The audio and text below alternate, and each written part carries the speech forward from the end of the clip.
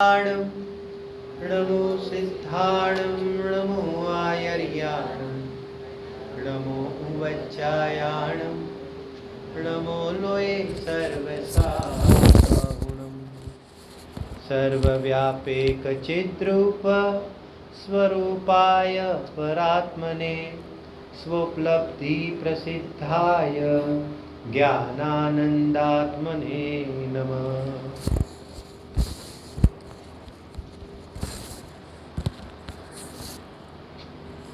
आचार्य भगवान कुन देव द्वारा रचित यह प्रवचन सार ग्रंथाधिराज पर अपना स्वाध्याय चल रहा है और प्रवचन सार ग्रंथाधिराज के अंतर्गत यहाँ पर ज्ञेय तत्व प्रज्ञापन पर अपना स्वाध्याय चलता है और उसके अंतर्गत ज्ञान के विभाग अधिकार।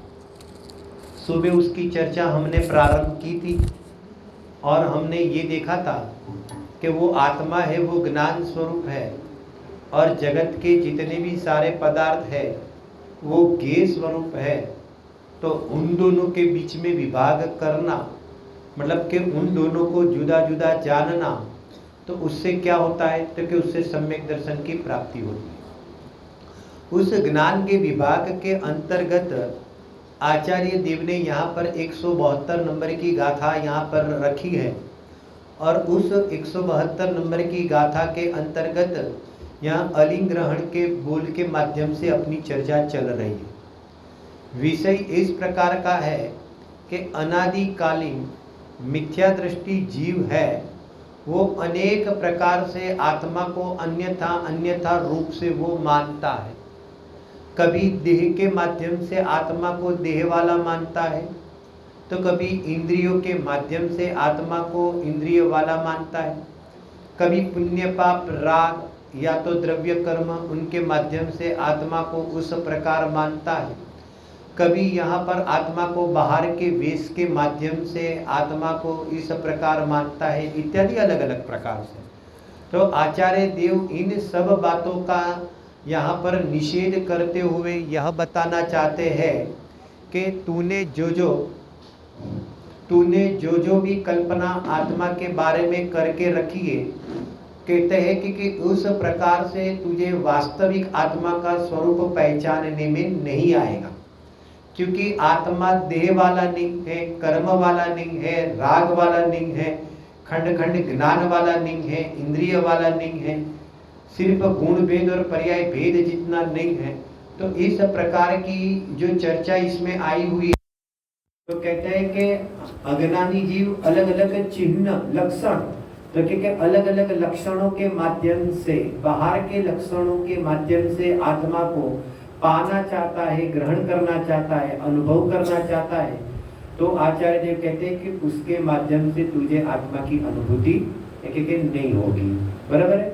उसके अंदर चलते विषय में हमने सुबह पहले बोल का हमने यहाँ पर स्वाध्याय किया था कि यह जो आत्मा है वो इंद्रियों के माध्यम से स्व को जानता नहीं है और पर को जानता नहीं है, और उसमें हेतु ये दिया कि इंद्रियों में ज्ञान नहीं है, इंद्रिया प्योर जड़ है, इसलिए उसके माध्यम से वो आत्मा जान सकता नहीं है। बराबर। इस प्रकार से अतीन्द्रिय ज्ञान स्वरूप आत्मा की सिद्धि की।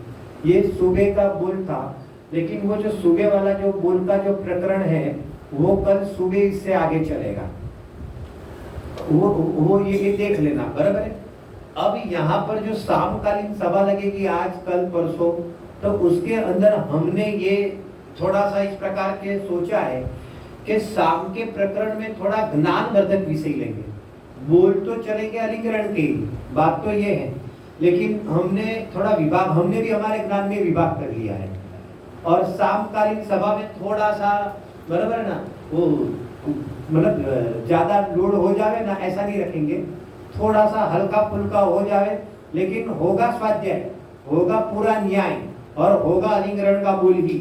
तो इसमें से कोई हर बार अलग अलग 3 दिन में अलग अलग सिलेक्ट करते हुए हम उसकी चर्चा करें। दूसरी बात खास ये बताना चाहता हूँ कि अलिग्रहण के बोलों में मान लो के बीच में से कोई ले लिया तो कोई दिक्कत नहीं है, आप समझे, क्योंकि वो बोल संबंधी वो एक टॉपिक है, आप समझ गए। चाहे 13वें नंबर का बोल ले, चाहे 15वें नंबर का बोल लो, तो वो संबंधी उस बोल का एक अपना स्वयं का टॉपिक है, इसलिए यहाँ पर टॉपिक ही चलेगा। तो इसलिए ये क्रम से ही आना चाहिए। तो क्या ऐसा कोई आग्रह बुद्धि कभी भी मत रखना। आप समझ गए कहने का मतलब, यहाँ पर लिखने में क्रम हो सकता है, अरे बताने में भी क्रम हो सकता है, लेकिन ऐसा कोई क्रम से ही पढ़े ऐसा कोई जरूरी। और ये मैं रोज की अपेक्षा से बात कर रहा हूँ, क्योंकि जैसा माहौल होगा बराबर उस प्रकार से मैं यहाँ बोल को टच करूंगा। दूसरा, मुझे आप सबका फेस भी दिखाई दे रहा है, सबका मुझे जो फेस दिखाई दे रहा है ना, उस अनुसार मैं वो बोल को मैं सेलेक्ट करूंगा, बराबर है, ठीक है। चलो अब आप निकालो, अभी शामकालीन सभा के लिए स्पेशल ज्ञान प्रदान आगम की शैली को लेकर अध्यात्म चलेंगे। शाम को थोड़ी ऐसी शैली रखेंगे, आगम के विषय को आगम की शैली से टच करते हुए आगे बढ़ते हुए यहाँ पर आप निकाल दो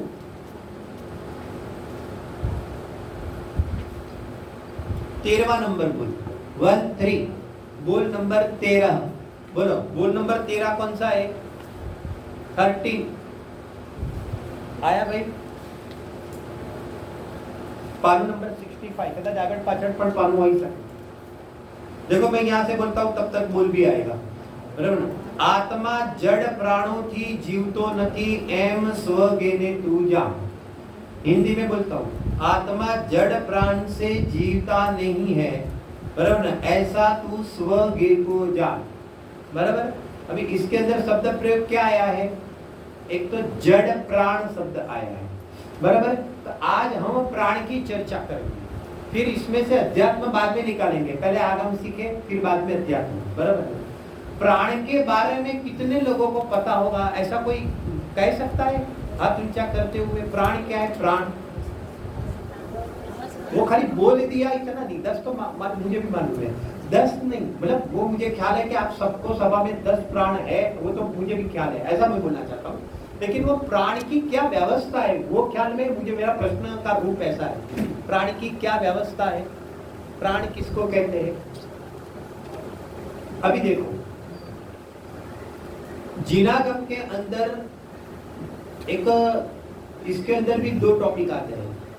एक शब्द का प्रयोग आता है पर्याप्ति, सुनो, एक शब्द आता है पर्याप्ति और दूसरा शब्द आता है प्राण। अब ये जो पर्याप्ति शब्द का जो प्रयोग आया ना, पर्याप्ति किसको कहते हैं और प्राण किसको कहते हैं? तो कहते हैं कि दोनों चीज अलग अलग है। सबसे पहले तो ये समझना, और क्या उन दोनों के बीच में संबंध है, क्या उसकी व्यवस्था है, आज हम उसकी थोड़ी चर्चा करेंगे।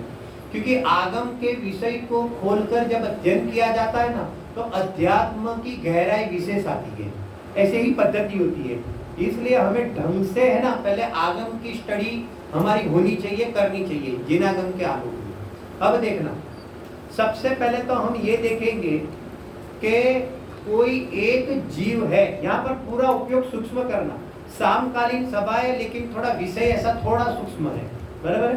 कोई एक जीव है, अब उस जीव का मरण हो गया, अभी मरण होने के बाद क्या हो जाता है? तो कहेंगे भाई मरण होने के बाद वो अन्य गति में वो भव धारण के लिए वो निकलता है। अब वो जीव जब भव धारण के लिए जब निकलेगा, तो सबसे पहले मरण के बाद वो जीव कहाँ उसकी मुलाकात होगी, कहाँ देखने मिलेगा?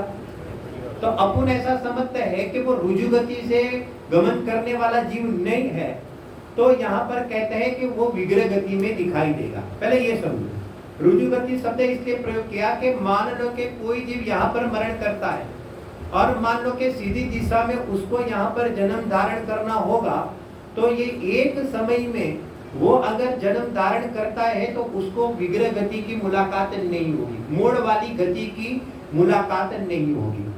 अपन ऐसा समझते हैं कि क्रॉस में, या तो क्रॉस मतलब ऐसा क्रॉस नहीं, ऐसा जाकर उसने वहां जन्म लिया, तो वो क्या होगा? विग्रह गति होगी उसकी, एक मोड़ लेकर उसको जन्म लेना होगा। तो यहाँ पर कहते हैं कि वो विग्रह गति के अंदर वो जीव आएगा सबसे पहले, और विग्रह गति के अंदर आने के बाद उसका एक नियम है कि विग्रह गति में ज्यादा से ज्यादा कितने समय तक जीव रहेगा?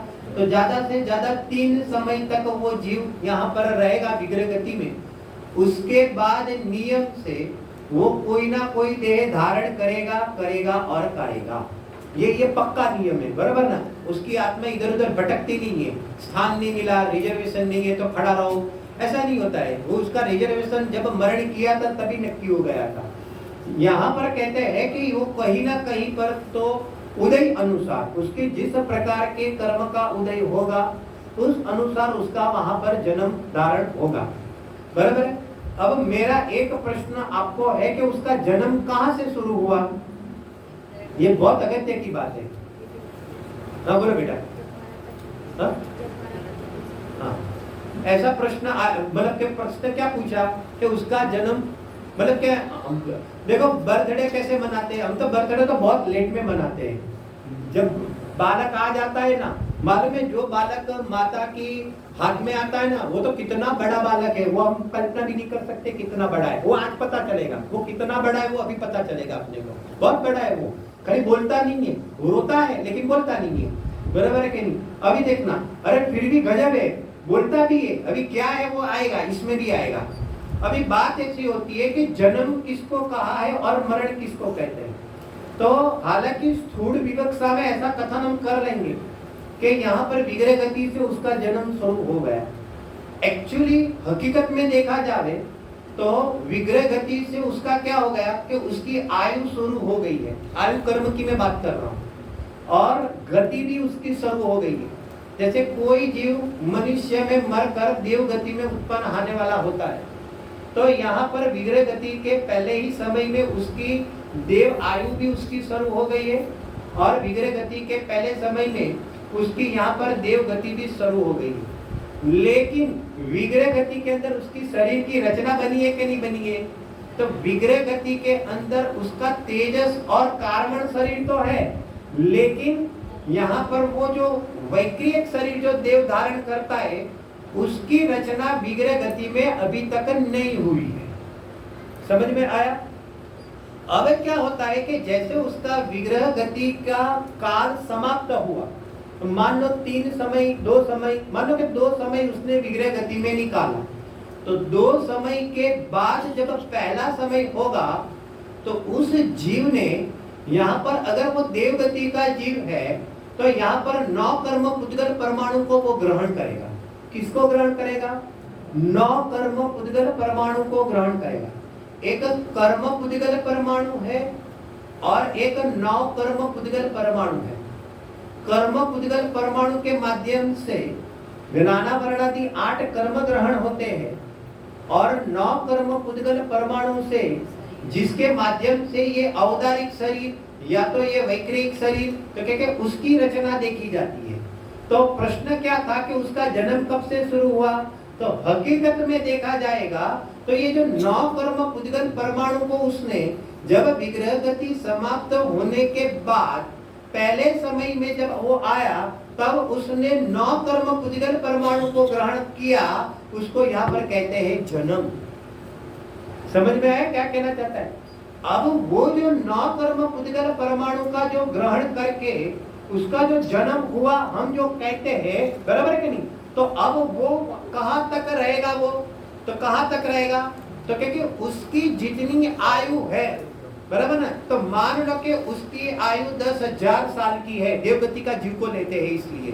तो 10,000 साल में जब वो प्रवेश करेगा ना, उस समय तक उस 9 कर्म पुद्गल परमाणु को वो ग्रहण करता रहेगा, और जब 10,000वां साल आएगा उस समय उसका अंतिम निषेक 9 कर्म पुद्गल परमाणु का भी, बराबर है कि नहीं, वो क्या हो जाएगा? वो सारा का सारा एक साथ 9 कर्म पुद्गल परमाणु का खीर जाएगा। आयु भी खीर गई और वो 9 कर्म पुद्गल परमाणु वाला शरीर भी खीर गया। खीर गया का अर्थ यह है, जरा समझना, जीव इसमें से निकल गया, बराबर है, ठीक है।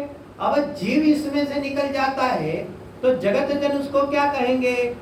उसको कहेंगे मरण। जब विग्रह गति में प्रवेश किया था तो जीव कहीं से आया था, इसको क्या कहते हैं? जन्म।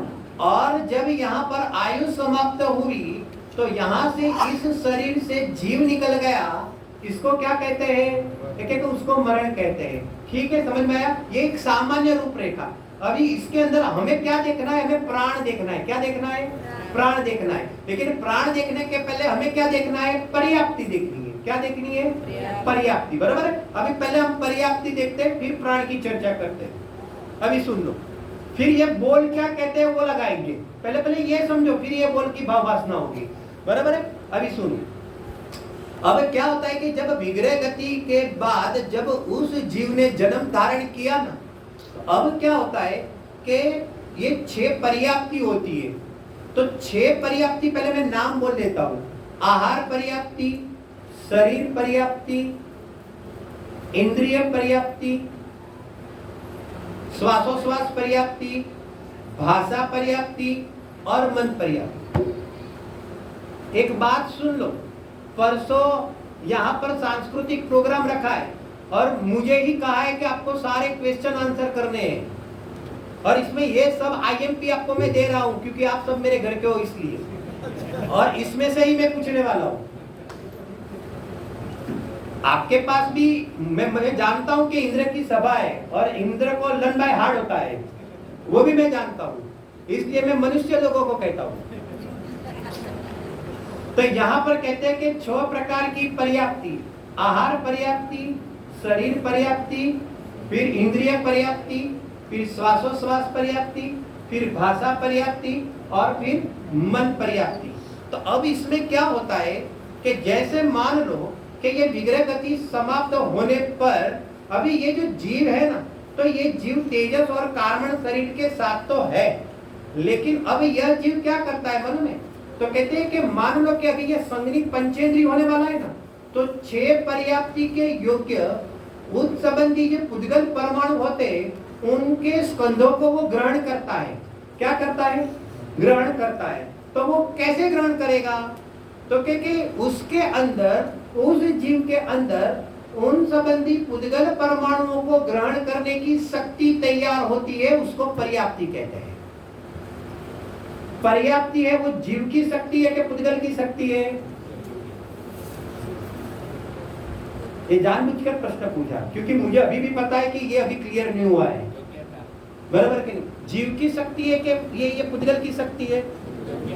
किसकी शक्ति है? अरे किसकी शक्ति है? कि नहीं, ये जीव की शक्ति की बात चल रही है, लेकिन 47 शक्ति में उसका नाम नहीं आया। नहीं आया तो नहीं आया, हम क्या करें? बराबर नहीं? वो ये विभाव रूप शक्ति है, वो स्वभाव वाली शक्तियों की चर्चा अलग है, टॉपिक। सुनो जरा शांति से समझना, ये करणान योग का विषय है, पूरा उपयोग थोड़ा सूक्ष्म करना पड़ेगा। नाम कर्म की कितनी प्रकृतियां है मालूम है आपको? बहुत बढ़िया। नाम कर्म की 93 प्रकृतियां है, उसके अंदर एक पर्याप्त नाम कर्म की एक प्रकृति है। क्या शब्द का प्रयोग किया? पर्याप्ति शब्द का प्रयोग नहीं किया मैंने। पर्याप्त नाम कर्म की एक प्रकृति है और एक अपर्याप्त नाम कर्म की प्रकृति है। अब बात ऐसी होती है कि ये जो पर्याप्त नाम कर्म और ये जो अपर्याप्त नाम कर्म, ये तो जो प्रकृति है ना, तो आचार्य देव इसको जीव विपाकी प्रकृति कहते हैं। और जीव विपाकी कर्म की प्रकृति का अर्थ यह होता है कि जिसका फल जीव में देखने में आता है उसको जीव विपाकी कर्म की प्रकृति कहते हैं। तो बात ऐसी होती है कि ये जो पर्याप्त नाम कर्म और अपर्याप्त नाम कर्म, तो जिस जीव को यहाँ पर कहते हैं कि पर्याप्त नाम कर्म के उदय में यहाँ पर क्या देखने में आता है कि इस जीव को इस प्रकार के 6 पर्याप्ति के योग्य उन संबंधी पुद्गल परमाणुओं को ग्रहण करने की जीव की जो शक्ति तैयार होती है उसको यहाँ पर पर्याप्ति कहने में आता है। समझ में आया कि नहीं आया? अब क्या करता है कि सबसे पहले नंबर की पर्याप्ति कौन सी बताई? कौन सी बताई? आहार पर्याप्ति। तो सबसे पहले आहार पर्याप्ति शुरू होती है, जीव की शक्ति की यहाँ पर तैयारी बनती है। तैयारी बनती मतलब समझे, उसकी शक्ति तैयार होती है जीव में, जीव की बात कर रहा हूं मैं। तो जीव की यहाँ जो शक्ति तैयार होती है उसका निमित्त पाकर, निमित्त नैमित्तिक संबंध है ना कर्म परमाणु, वो पुद्गल परमाणु के साथ। कौन से पुद्गल लेना? 9 कर्म पुद्गल परमाणु लेना। तो पुद्गल परमाणु के साथ जीव की इस शक्ति की व्यक्तता में ऐसा निमित्त नैमित्तिक संबंध में वो जो पुद्गल परमाणु है ना, उन पुद्गल परमाणुओं को खल और रस रूप से परिणमाने की जो जीव की शक्ति तैयार होती है उसको कहते हैं आहार पर्याप्ति। इतना इतना पच गया।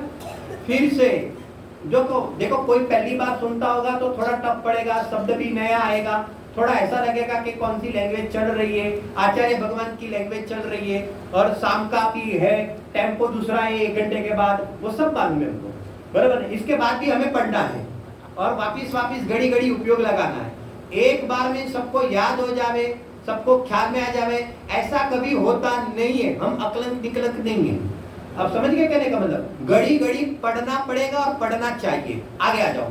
यहाँ पर देखो कि जीव की जो एक शक्ति तैयार होती है उसका निमित्त पाकर उन पुद्गल परमाणुओं को ग्रहण करता है। किस रूप में ग्रहण करता है? एक एक खल रूप और रस रूप से उन पुद्गल परमाणु को तैयार करता है।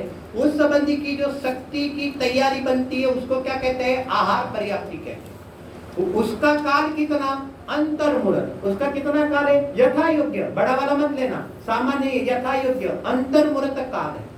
ये समाप्त होने पर उसका कार्य चालू है। समाप्त मतलब जिसका कार्य चलता ही रहता है और यहाँ पर अंतर्मुहूर्त बाद क्या हो जाता है? दूसरी पर्याप्ति शुरू होती है। उसका क्या नाम है? उसका क्या नाम है? शरीर पर्याप्ति। अब क्या होता है कि आहार पर्याप्ति में वो जो पुद्गल परमाणु को खल रूप और रस रूप जो ग्रहण किया था, उन खल रूप परमाणु में से ये क्या करता है? अब वो खल रूप परमाणु में से आपकी हड्डी बनेगी, मज्जा बनेगा, आप समझे कि मांसपेशी बनेगी। ऐसा सॉलिड फॉर्म जो रहता है ना, तो क्योंकि फॉर्म में वो पुद्गल परमाणुओं की रचना यहाँ पर होती है और जो रस है परमाणु, खल परमाणु और रस परमाणु, खल परमाणु में से ये हाड़का, चमड़ी वो सब बनेगा और रस परमाणु में से क्या बनेगा? एक एक ब्लड बनेगा, वीर्य बनेगा इत्यादि वगैरह। वो लिक्विड फॉर्म में वो मटेरियल तैयार होता है। तो वो उस संबंधी का जो मटेरियल तैयार होने में जो जीव की शक्ति तैयार होती है उसको कहते हैं यहाँ पर शरीर पर्याप्ति। ये साइंस का विषय है। कोई डॉक्टर होगा तो वो समझ सकता है कि ये क्या कहना चाहते हैं, बराबर है, ठीक है। अब क्या हुआ? अभी ये भी इसका काल भी कितना होगा? वो शक्ति की तैयारी में काल कितना लगता है? सिर्फ अंतर्मुहूर्त। अंतर्मुहूर्त के अंदर ये सब होता है। अभी सुनो, माता को तो पता ही नहीं है, गजब हो गया। माता को पता नहीं, डॉक्टर को पता नहीं, अभी रिपोर्ट निकला नहीं, गजब हो गया। और यहाँ पर ये कार्य कितना? आपका लड़का बड़ा हो रहा है, अभी पंडित जी ले रहे हैं ना अश्विन भाई, बराबर, मैं बच्चे को बड़ा कर सकता हूँ। अभी तो पर्याप्ति सुन, तेरा सारा अभिमान निकल जाएगा। निकला कि नहीं? इसमें से हर विषय में से न्याय निकलेगा। हमारा ध्यान चाहिए, बराबर है कि नहीं? अभी यहाँ पर देखो, अभी यहाँ पर क्या हुआ कि वो खल रूप और रस रूप जो पुद्गल परमाणु थे उसमें से ये हाड़का, ये वगैरह, चमड़ी और ये लिक्विड फॉर्म में ब्लड वगैरह वो बनने का यहाँ पर क्या हो गया? वो परमाणु उस रूप से परिणमने का यहाँ पर तैयार हो गया। अब क्या हो गया कि उसका भी काल शक्ति की यहाँ पर कहते हैं कि वो जो तैयारी होने का काल है ना, वो अंतर्मुहूर्त है। अब इसके अंदर और वापिस एक तीसरे नंबर की पर्याप्ति यहाँ पर शुरू होती है। उसका नाम क्या बताया? इंद्रिय पर्याप्ति। अब इंद्रिय पर्याप्ति में क्या होता है कि अब यहाँ पर जो बालक होता है ना, अपन वैसा समझते हैं, थोड़ा समझ में आवे इसलिए। तो इस प्रकार से अंदर अंदर क्या होता है कि इस प्रकार से ये हड्डी वगैरह, ब्लड वगैरह तैयार होता है। अब यहाँ पर तीसरे नंबर की जब पर्याप्ति शुरू होती है तो क्या हो जाता है कि ये पुद्गल स्कंद वाली ये जो जड़ इंद्रिया है ना, तो क्योंकि उसकी रचना के लिए जो जीव की शक्ति तैयार होती है ना, इसको इंद्रिय पर्याप्ति कहते हैं। तो इसमें दो चीज लिया है। एक तो ये पुद्गल स्कंद वाली जो जड़ इंद्रिया है, तो क्योंकि उसकी एक रचना तैयार होती है और साथ में वो अपने अपने स्थान पर उसकी तैयारी तो होती है और वहां पर उस संबंधी उसका उपयोग भी तैयार होता है। तो ये जड़ इंद्रिया भी तैयार होती है और आंख के स्थान पर जो उसका क्षयोत्तम ज्ञान का उगाड़ होता है, जो जो इंद्रिय के पास वो जो जो ज्ञान का उगाड़ होता है, तो क्योंकि वो भी क्या होता है? उसका उगाड़ वहां पर तैयार होता है उसके अंदर ये क्या काम करता है, ये इंद्रिय पर्याप्ति के माध्यम से, उसकी तैयारी के माध्यम से शक्ति की, तो ठीक है, उन संबंधी की रचना तैयार होती है, उपयोग की रचना तैयार होगी, और ये जड़ इंद्रियों की रचना तैयार होती है। इस प्रकार से अपने अपने स्थान में आंख, नाक, आप समझ गए कहने का मतलब, जिह्वा इंद्री इत्यादि वगैरह यहाँ पर तैयार होती जाती है, बराबर है। अब इसका भी काल कितना हुआ, अंतर्मुहूर्त। अभी अंतर्मुहूर्त के बाद वापिस अभी चौथे नंबर की एक पर्याप्ति खड़ी हुई, उसका नाम क्या बताया, श्वासोश्वास पर्याप्ति, बराबर है। तो अब वो श्वासोश्वास के योग्य या जो उद्गल स्कंदों को ग्रहण करने की जीव की जो शक्ति तैयार होती है, उसको क्या कहते हैं, इसको यहाँ पर श्वासोश्वास पर्याप्ति कहते हैं। जो उद्गल स्कंद यहाँ पर वो परिणमन होता है, वो तो परमाणु में है, लेकिन उस परमाणु के अंदर इस प्रकार का श्वासोश्वास लेने के लिए जो निमित्त नैमित्तिकता देखी जाती है, उसके लिए जीव के अंदर उस प्रकार की शक्ति तैयार होती है, उसको श्वासोश्वास पर्याप्ति कहते हैं। समझ में आया इतना? अभी आगे, अब श्वास लेगा तो साथ में कुछ भी बोलेगा कि नहीं बोलेगा, बोलेगा तो कैसे बोलेगा, वचन से बोलेगा, बराबर है कि नहीं। तो अब किसका नंबर लगा, पांचवें नंबर की भाषा पर्याप्ति, बराबर है कि नहीं। अभी देखो यहाँ पर क्या होता है कि उन भाषा संबंधी पुद्गल परमाणुओं को जो भाषा वर्गणा में से तैयार होते हैं, तो भाषा संबंधी पुद्गल परमाणु के स्कंदों को भाषा रूप परिणमाने की जीव की जो शक्ति तैयार होती है, तो कहते वो कौन सी है, तो कहते हैं कि यहाँ पर भाषा पर्याप्ति है, बराबर है। और उसके बाद संज्ञी पंचेंद्रीय जीव लेते हैं, तो अब क्या बाकी रह गया, तो कहते मन रह गया। कौन सा मन रह गया, मन दो प्रकार के, एक द्रव्य मन और भाव मन। तो यहाँ पर कहते हैं कि वो द्रव्य मन की रचना तैयार करने के लिए हृदय स्थान में है ना, बराबर। मन इधर नहीं है, इधर कुछ नहीं है, इधर है लेकिन मन नहीं है, बराबर है नहीं। कहने का मतलब द्रव्य मन की अपेक्षा से मैं बात कर रहा हूँ। तो क्या हृदय स्थान में है, तो क्या वो हृदय स्थान में द्रव्य मन की रचना करने के लिए यहाँ पर जीव की जो शक्ति तैयार होती है, उसको क्या कहते हैं, मन पर्याप्ति। और उसके साथ उस संबंधी हित अहित का विचार करने के लिए उसको उपयोग भी तैयार होता है, तो वो सब दोनों साथ में है। तो क्या वो मन पर्याप्ति के कारण उसकी यहाँ पर तैयारी देखी जाती है। समझ में आता है कि नहीं आता है? ये हर जो पर्याप्तियां होती है ना, कौन सी,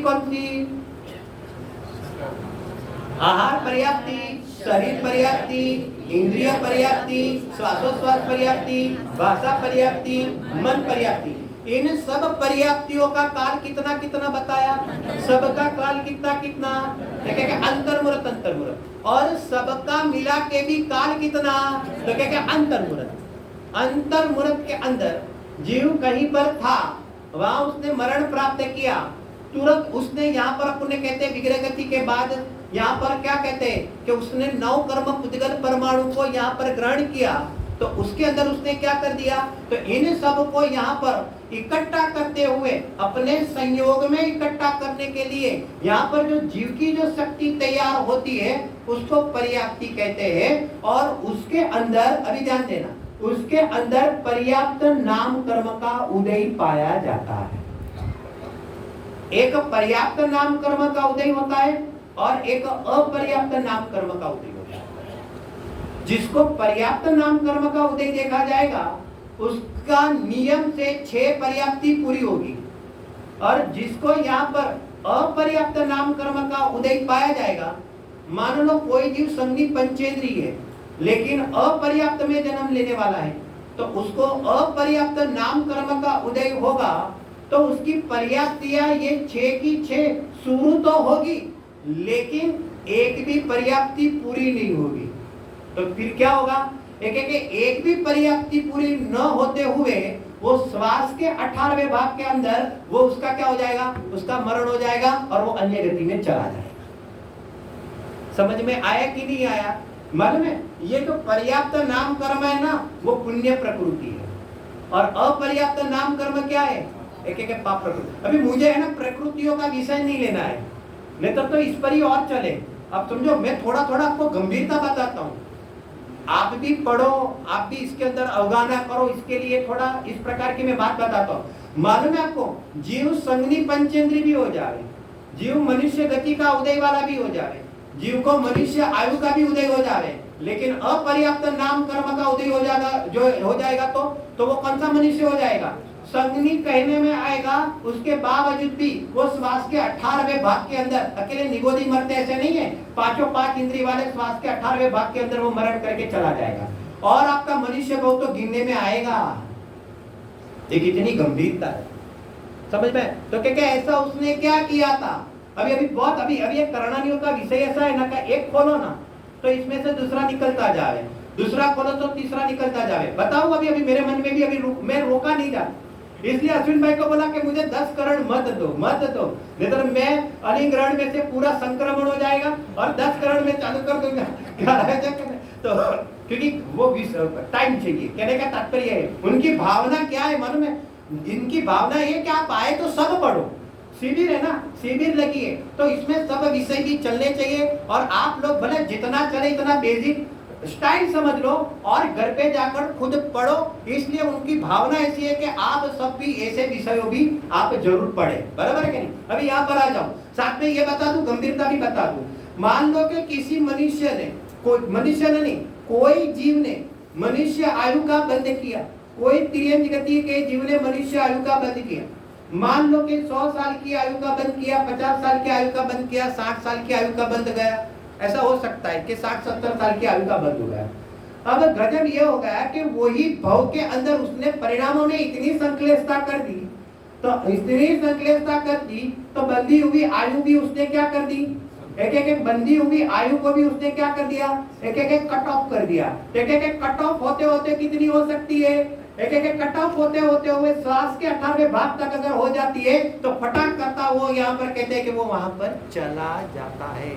मुंगेरी लाल के सपने मत देखना कि हम आगे जाएंगे तो पूरी आयु भोगेंगे, बरटे के पूरे भव के अंदर कौन सा परिणाम क्या खेल लाएगा, अगले भव का क्या रंग लाएगा, वो हमें और आपको पता नहीं। ये बहुत गंभीर बात है। मतलब के जने कहवाय ने के पूज्य गुरुदेव श्री का वो वचन याद आता है कि વીજળી ના ઝબકારે પોતાનો દોરો જેને કહેવાય કે પૂરી લેવા જેવો છે, एक उसकी ये भाव वासना है। आप समझ गए कहने का मतलब? अरे ऊंचा परिणाम है, अभी भक्ति का परिणाम चल रहा है तो हो सकता है कौन जाने कर्म की ऐसी तीव्रता यहाँ पर विचित्रता आ जावे, फटाक करके परिणामों में गिर जावे तो आयु तो बंदे का मनुष्य में ही जाएगा। टेंशन मत लो, मनुष्य में जीव जाएगा लेकिन कितनी आयु भोगेगा, एक जितनी सत्ता में पड़ी होगी इतनी ही भोगेगा। पॉइंट समझ में आया कि नहीं? जैसे आप उदाहरण दूं आपको, जैसे आप खीसे में, जैसे मान लो कि आप पर्स के अंदर मान लो कि 25,000 लेकर निकले, बराबर के नहीं? अभी निकले तो कितने 25, और फिर सपना भी क्या देखा 25,000 में, बराबर के नहीं? फर्स्ट क्लास मॉल में जाएंगे, खरीदी भी कर लेंगे, ये भी करेंगे, वो भी करेंगे, ये भी करेंगे, ये सब इतने सपने देखते हुए निकले। अभी निकलते निकलते रास्ते में क्या हो गया, बराबर ने किसी ने पर्स लूट लिया। अभी पर्स लूट लिया ना तो क्या था मालूम है? आपके पर्स में भी क्या होता है मालूम है? चैन होती है कि नहीं? अभी उस चैन, ये बाजू ने 25,000 रखा था और उस चैन के पीछे में क्या रखा था, 10 रुपया रखा था। और समझ में आता है कि नहीं आता है, बराबर के नहीं? 25,000 तो क्या हुआ, बाजू में था तो किसी ने निकाल दिया, और खींचे में भी कितना रह गया, आपके पर्स में कितना रहेगा? बोलो मॉल में कितनी खरीदी करोगे 25,000 की? अरे कितनी खरीदी करोगे? अरे ओनली 10 रुपीज की खरीदी, बराबर है ना? 10 रुपए में क्या आएगा मालूम है? चॉकलेट भी नहीं आती है। आप समझो इसकी गंभीरता समझो। तो 10 रुपए में क्या हो गया, तो बस 10 रुपए में जो भी है, बराबर है कि नहीं? अरे गाड़ी का पार्किंग भी नहीं आएगा, अभी क्या बोले, अभी आपको घर स्कूटर का पार्किंग भी नहीं आता है। बस इतना समझ लो कि यहाँ पर कहते हैं कि लौटना पड़ता है। समझ में आया? चलो अपने विषय में वापिस आ जाओ। ये जो यंगस्टर है ना, ये जो अपने बच्चे बेटियां है ना, वो सब एज वाले है ना, तो बताने का भाव भी आता है। बड़े बड़े होंगे तो फिर वही चलेगा अपना जो चलता है। तो थोड़ा सा समकालीन प्रसंग में ऐसे सभी प्रेरणा के लिए बताया जाता है। अभी चलो आ जाओ। अब बात ये है कि ये पर्याप्तियां मान लो कि 6, अपन ऐसा लेते हैं कि वो आगे बढ़ने वाला है, जिंदा रहने वाला है। अब यहाँ पर जो पर्याप्तियां जो 6 है ना, तो 6 पर्याप्ति यहाँ पर क्या होता है कि उसकी शक्ति की तैयारी तो हो गई। अब क्या हुआ कि उसका जो कार्य होता है ना, उन संबंधी पर्याप्तियों का जो कार्य होता है वो जीवन के अंतिम समय तक देखा जाएगा। क्या कहा? उपयोग वापिस सूक्ष्म करना।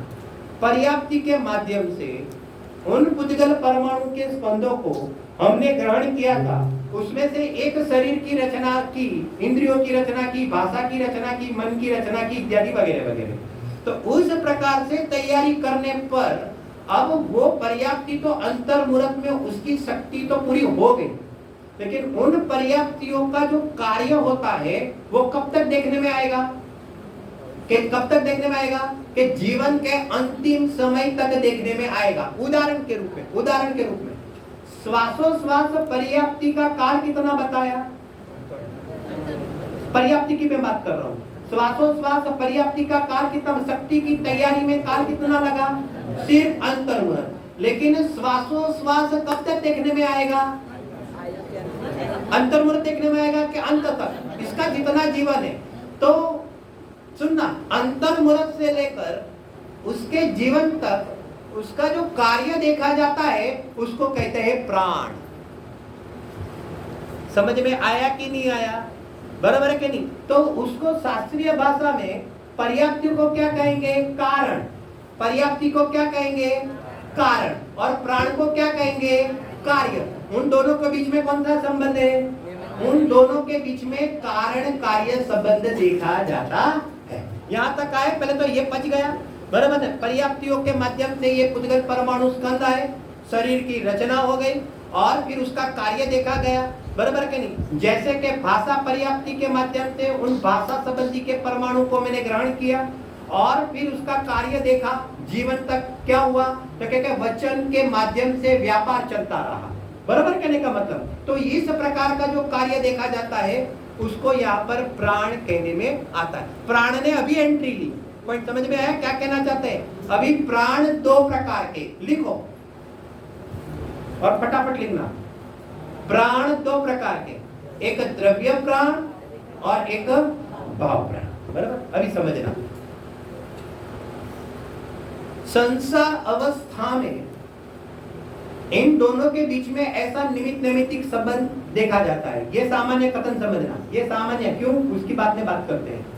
संसार अवस्था में उन दोनों के बीच में यहाँ पर निमित्त नैमित्तिक संबंध इस प्रकार से देखा जाता है। मैं अभी किसकी बात कर रहा हूँ? अभी मैं पर्याप्ति की बात नहीं करूंगा, अब मैं प्राण की चर्चा करता हूँ, बराबर है ना? तो यहाँ पर कहते हैं कि एक तो जड़ प्राण होते हैं और एक भाव प्राण होते हैं। सबसे पहले मैं ये भी बताना चाहता हूँ कि जो संज्ञी पंचेंद्रिय होता है, तो जो संज्ञी पंचेंद्रिय होता है उसको ये 10 प्रकार के जड़ प्राण होगा संयोग में, और उस संबंधी का 10 प्रकार का भाव प्राण होगा। ये सामान्य कथन। जड़ प्राण प्योर पुद्गल की अवस्था है, जड़ प्राण प्योर पुद्गल की अवस्था है, और जो भाव प्राण है वो जीव की अवस्था है। पहले ये लिखो, बराबर है? अभी सुनो, अभी यहां पर सुनो। यहां पर वो जो 10 प्रकार के जो जड़ प्राण है ना, वो कौन से है? 5 इंद्रिय, मन बल, वचन बल और काय बल प्राण, श्वासोश्वास और आयु। क्या बोला बेटा? बात इसके पीछे, हाँ, 5 इंद्रिय, 3 बल प्राण, श्वासोश्वास અને आयु, बराबर? आ टोटल कितना नहीं गया? ये 10 हो गए। तो ये 10 प्रकार के जड़ प्राण भी होते हैं। ये एक बात हुई, सुनो बराबर। 10 प्रकार के ये जड़ प्राण हुए, बराबर? जो प्योर पुद्गल की अवस्था है वो दिमाग में रखना। और उस संबंधी यहाँ पर जीव की अवस्था में जो प्राण देखा जाएगा वो जीव की पर्याय है। जैसे 5 जड़ इंद्रिया है ना, तो उस संबंधी यहाँ पर 5 यहाँ पर जो भावेंद्रिया है वो उसके भाव प्राण में आएगा। ये जड़ प्राण, जैसे ये है ना, स्पर्शना रसना घ्राण चक्षु श्रोत्र, तो ये तो जड़ प्राण गए। और उसके भाव प्राण क्या हो गया? उस संबंधी का उसका क्षयोक्षम ज्ञान, तो वो किस में जाएगा? अरे वो किस में जाएगा? वो भाव प्राण में जाएगा। समझ में आया? भाव प्राण जीव की अवस्था, जड़ प्राण पुद्गल की अवस्था। तो ये हो गया 5 के सामने 5 कर दिया। अभी मन, वचन, और काय, तो ये बाजू जड़ में भी देखे जाएंगे, बराबर के नहीं। तो यहाँ भाव प्राण में नाम क्या है? मन बल प्राण, वचन बल प्राण और काय बल प्राण। तो ये भाव प्राण में जाएगा।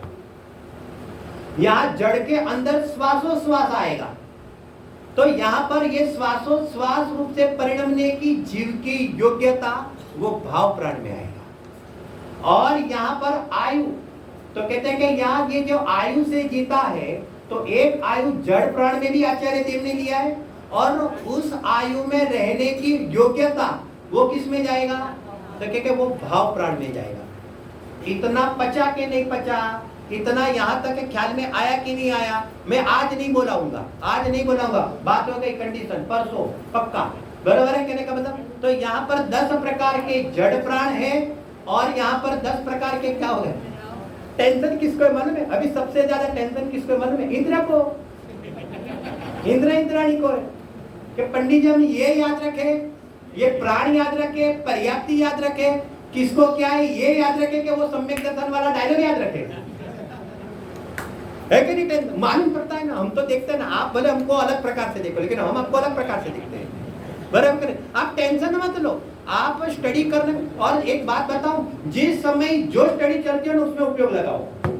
आप टेंशन क्यों लेते हो? क्योंकि उसके बाद भी आप नहीं बोलोगे तो मुझे तो बोलना ही है, माइक लेकर बैठूंगा ही, तो आप रिलैक्स हो जाओ ना, बराबर। लेकिन इन लोगों को और टेंशन है, उस टेंशन ऊपर और टेंशन बता में परफॉर्मेंस कैसा रहेगा, ऐसा रहता है ना, परफॉर्मेंस कैसा रहेगा, बराबर ना। अपन रिलीज करवाना चाहिए भाई, अर्पित भाई रिलीज करवाना चाहिए। તમે જોઈ લેજો, મને તો વાંધો નથી, તમે જ ઇન્દ્ર છો, બધાની તૈયારી હોય તો મને વાંધો નથી, એમ કહેવા માંગુ ના ના, બહુ સરસ સત્ર, કોઈ ટેન્શન લેવાની જરૂર નથી। એક વાત કહી દો, બધા આવી રીતે જ હોય 12મી, એટલે તમારે આપણે બધા સરખા જોઈએ, એટલે બહુ ટેન્શન લઈને ફરવાની જરૂર નથી।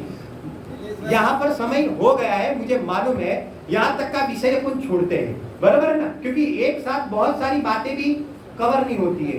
यहाँ तक चला, हाँ मैं 1 मिनट में रिवीजन कराऊंगा, ज्यादा नहीं लूंगा, 1 मिनट। एक पर्याप्ति होती है, एक प्राण होता है। पर्याप्ति को कारण कहते हैं, प्राण को कार्य कहते हैं। पर्याप्तियां 6 होती है, आहार पर्याप्ति, शरीर पर्याप्ति, इंद्रिय पर्याप्ति, श्वासोश्वास पर्याप्ति, भाषा पर्याप्ति, मन पर्याप्ति।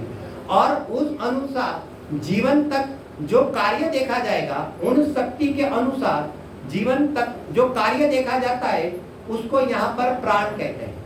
प्राण 2 प्रकार के हैं, एक जड़ प्राण, वो भी 10 प्रकार के कहे गए संधि पंचेंद्रिय की अपेक्षा से, और 10 प्रकार के होते हैं भाव प्राण। 5 इंद्रिया, मन, वचन और काय, श्वासोश्वास और आयु।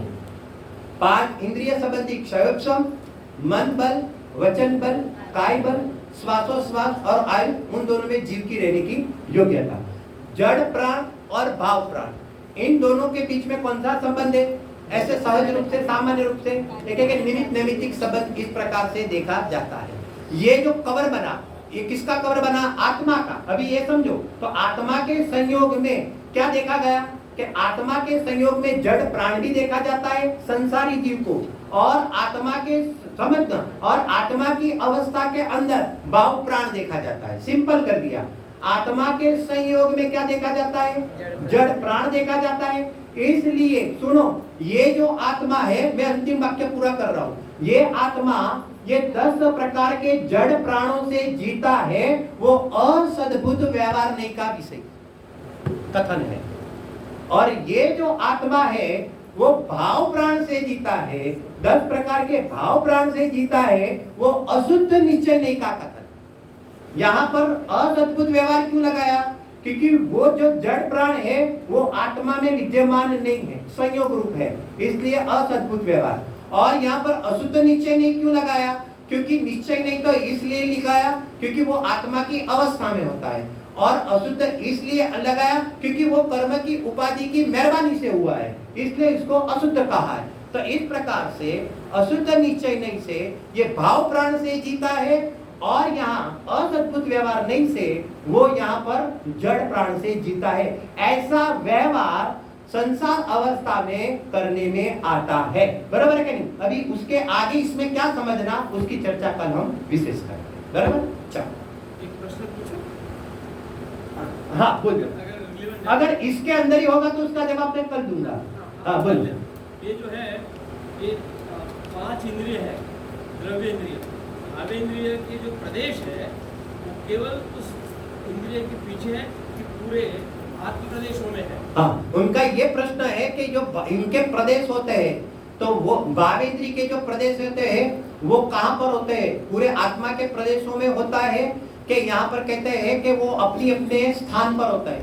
सुनो, तत्वा सूत्र के अंदर सूत्र आया है पर निवृत्ति उपकरण द्रव्य इंद्रियम, तो बात ऐसी होती है कि उस संबंधी जो ज्ञान का क्षयोक्षम होता है, बराबर, तो वो तो पूरे आत्मा के प्रदेशों में देखा जाएगा, लेकिन जो कार्य होगा जानने का जो कार्य होगा वो विवक्षित जहां जहां पर जो इंद्रिय है तो वहां से ही उसका जानने का कार्य होगा। तो सुनो, जैसे कि मैं देख रहा हूं तो ये तो जड़ इंद्रिय हो गई, लेकिन यहां पर से ही मैं जानने मतलब समझ गए ना, देखने का कार्य कहां से होगा? तो जहां जड़ इंद्रिय है, सुनो, तो वहां ही भाव इंद्रिय का आकार के रूप में वहां से जानने का कार्य होगा, लेकिन वो चक्षु इंद्रिय संबंधी ज्ञानावरण का जो क्षयोक्षम होता है वो पूरे आत्मा के प्रदेशों में होता है। इस प्रकार की उसकी व्यवस्था है, थोड़ा विषय अलग प्रकार का है, बराबर। चलो विशेष હવે ઇન્દ્ર ઇન્દ્રાણી તમે પોતપોતાના દેવલોકમાં પધારો, પછી પાછા અમે તમને બોલાવીશું। બાકીના બધા અહીંયા આગળ પોતપોતાનું સ્થાન યથાવત ગ્રહણ કરે। અહીંયા પૂજ્ય ગુરુદેવ શ્રીના આજે પરિવર્તન દિવસના રૂપમાં આજે હમણાં અંદર સુંદર ભક્તિનો કાર્યક્રમ અહીંયા આગળ છે।